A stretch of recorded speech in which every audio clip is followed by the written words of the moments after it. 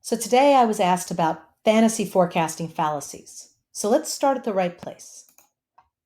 Why forecast? Is it so you have a crystal ball and you know what's going to happen in the future? No, it's actually so that you unlock the treasure map so that you can figure out where you are, where you need to be, and use that in order to improve the probability of you making your treasure. Now, the problem is sellers, they see forecasting as like a mini performance review every week. Some of them are optimistic and they're going to tell you the good things and it looks great. Some of them are pessimistic and they're going to always be sandbagging a little, or they're not feeling good about it. Some don't even know how to talk about this, but you want to ensure that everyone's forecast is consistent, because really there's only two outcomes from fantasy forecasting. One, everything looks great and then you crash and burn.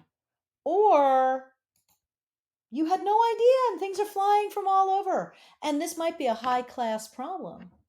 But realistically, if you haven't prepared, you may not onboard those customers well. You may have high churn. You may have unhappy customers. So neither of those are good.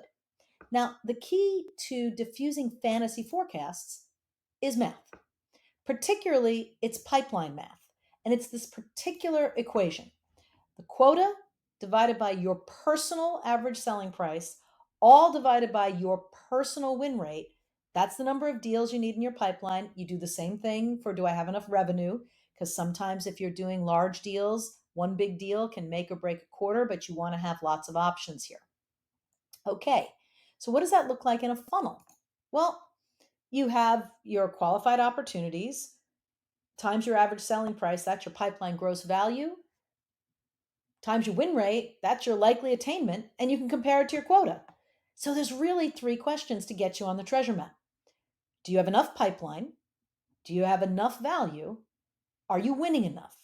And the idea is to balance the scale wherever you can. So if you don't have enough pipeline, you're going to bring in your marketing superheroes to help you. Or perhaps you need product specialists, or perhaps you need help from legal and finance because you're having problems with your win rate and getting it over the line. Whatever it is, enablement, marketing, solution consulting, if you're in technology, or product specialists, your superheroes are available, but you don't want to wait until the end of your quarter to start calling them in. You want to know that your pipeline isn't balanced and optimized for maximum success as early and as frequently as possible. And then you want to make sure, if you're managing the sales team, that you're doing a pretty deep inspection.